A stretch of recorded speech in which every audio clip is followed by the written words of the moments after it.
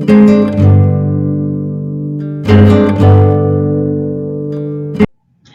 everyone, welcome back to our channel SR Commerce Classes.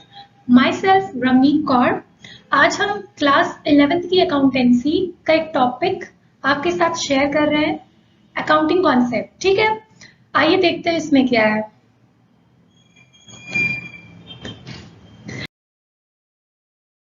सबसे पहले introduction. ठीक है, 3 फंडामेंटल्स अकाउंटिंग कॉन्सेप्ट्स या असम्पशंस हैं जो कि institute of chartered of accountant ने इशू किए हैं एज पर अकाउंटिंग स्टैंडर्ड 1। तो वो 3 फंडामेंटल्स अकाउंटिंग कॉन्सेप्ट कौन कौन से हैं, आइए देख लेते हैं। सबसे पहला है इसमें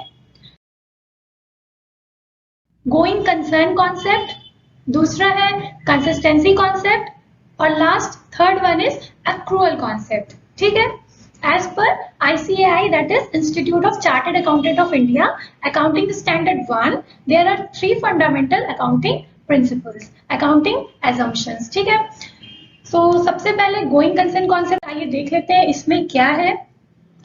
तो ऐसा एज्यूम किया गया है, इट इज एज्यूम्ड दैट कि जो बिजनेस है वो बहुत लंबे समय तक चलेगा, फ्यूचर तक। बिजनेसमैन का कोई इंटेंशन नहीं है कि वो अपना बिजनेस बंद करे। ठीक है, तो it is assumed that business will continue to exist for a long period of time in the future. तो इसी कॉन्सेप्ट के हिसाब से, मतलब इसी कॉन्सेप्ट के बेसिस पे क्या होता है कि जो हमारी फिक्स्ड एसेट्स होती हैं उनको हम उनके ओरिजिनल कॉस्ट पे रिकॉर्ड करते हैं। मतलब क्या हुआ इसका ये मतलब हुआ कि हमने जिस चीज को जिस प्राइस पे खरीदा है, जैसे कि फॉर एग्जांपल हमने कोई प्लांट एंड मशीनरी अगर 10 लाख पे खरीदी है तो हम उसे 10 लाख की ही वैल्यू पे रिकॉर्ड करेंगे in our books of account. ठीक है, और उस पे हम क्या करेंगे, डेप्रिसिएशन लगाएंगे हर साल। ठीक है, ना कि उसकी मार्केट वैल्यू पे। हमने अगर 10 लाख की मशीनरी परचेज की है तो हम उसको 10 लाख पे 10 लाख पे रिकॉर्ड करेंगे, ना कि उसकी मार्केट वैल्यू जो कि उससे ज्यादा भी हो सकती है, उससे कम भी हो सकती है। ठीक है, तो इस कॉन्सेप्ट में जो डेप्रिसिएशन आ रहा है, आइए ये देख लेते हैं कि डेप्रिसिएशन क्या है। Depreciation normal wear and tear हो जाता है कोई भी प्लांट एंड मशीनरी है तो उसमें क्या होता है कि उसकी वैल्यू जो है डेप्रिशिएट होने लगती है, मतलब कम होने लगती है।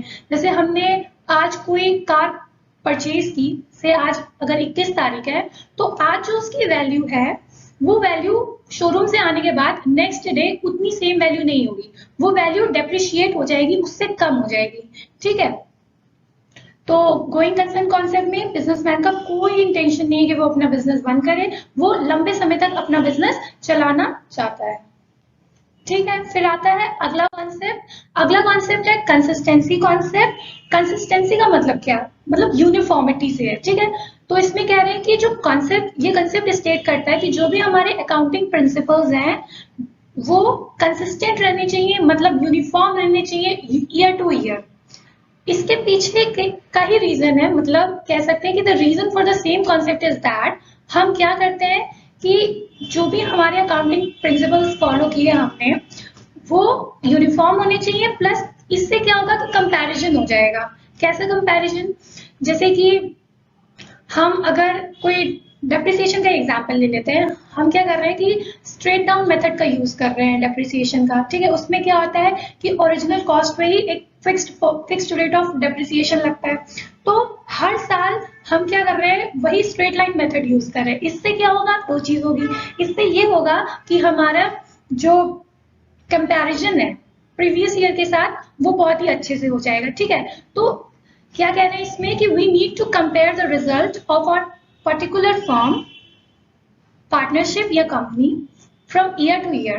Moreover, we can compare the result with the other participants in the industry. मतलब हम अपने प्रीवियस रिकॉर्ड्स के साथ तो कंपेयर कर ही रहे हैं, साथ में इंडस्ट्रीज में जो अदर कंपनीज या अदर फर्म्स हैं उनसे भी हम कंपैरिजन कर रहे हैं। That is inter firm comparison and intra firm comparison. ठीक है, जैसे कि देख सकते हैं हम कि स्कूल में सेम यूनिफॉर्म होती है और जो टीचर का मार्क्स देने का पैटर्न होता है वो भी सेम ही होता है। जैसे कि रिपोर्ट कार्ड अगर हमारा बनता है तो वो रिपोर्ट कार्ड सारे स्टूडेंट्स का सेम होता है, एक ही फॉर्मेट में होता है, जिससे कि कंपैरिजन हो जाता है कि कौन फर्स्ट आया कौन सेकंड आया। साथ ही साथ प्रीवियस ईयर्स के भी रिपोर्ट कार्ड भी सेम फॉर्मेट में होते हैं ताकि पहले के साथ भी उसको कंपेयर किया जा सके। So this one was consistency concept. Consistency concept क्या कहता है कि जो बिजनेस है वो जो अकाउंटिंग प्रिंसिपल्स फॉलो कर रहा है वो कंसिस्टेंट होने चाहिए, सेम होने चाहिए। जो भी अकाउंटिंग प्रिंसिपल्स या हमने एक बार अडॉप्ट कर लिए वो लंबे समय तक चलने चाहिए। ठीक है, अगले कॉन्सेप्ट पे आते हैं हम। अगला कॉन्सेप्ट है आपका, लेट्स सी कि अब हमारा अगला कॉन्सेप्ट क्या है। अगला कॉन्सेप्ट है हमारा अक्रूअल कॉन्सेप्ट। अक्रूअल कॉन्सेप्ट को हम यूज करते हैं फॉर रिकॉर्डिंग ऑफ ट्रांजैक्शन, मतलब जो भी हमारे बिजनेस के ट्रांजैक्शंस हो रहे हैं उसको रिकॉर्ड करने के लिए we use the accrual concept. Accrual concept क्या है, ये इक्वली अप्लाई होता है रेवेन्यूज पे, जो भी हमारी इनकम है उन पे, और एक्सपेंसेस जो भी हम अपने खर्चे कर रहे हैं दोनों पे इक्वली ये कॉन्सेप्ट अप्लाई हो रहा है। ठीक है, इसको हम समझ सकते हैं ऐसे कि जैसे हमारी रेवेन्यूज क्या हो गई कि हमने कोई सेल की है तो वो हमारी रेवेन्यू हुई, उसका पेमेंट हमने सेल तो आज की लेकिन पेमेंट जो है हमारा किसी फ्यूचर डेट में मिलेगा, तो इस पे भी अप्लाई हुआ रेवेन्यू पे।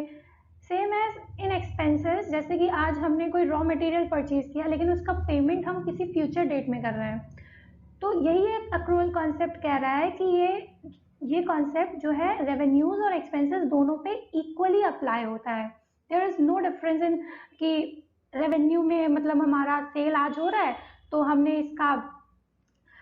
इसको आज रिकॉर्ड कर लिया, लेकिन जब हम एक्सपेंसेस कर रहे हैं तो जब हम एक्चुअल पेमेंट कर रहे हैं तभी हम उसका सेटलमेंट मांग रहे हैं, ऐसा कुछ नहीं है। ठीक है, और एक्रूअल कॉन्सेप्ट क्या है कि इसको हम तब रिकॉर्ड करते हैं जब सेल्स की जा रही हैं और सर्विसेज रेंडर की जा रही हैं, ना कि तब जब इसका एक्चुअल सेटलमेंट हो रहा है। दैट इज कि it is immaterial whether the cash is received और नॉट।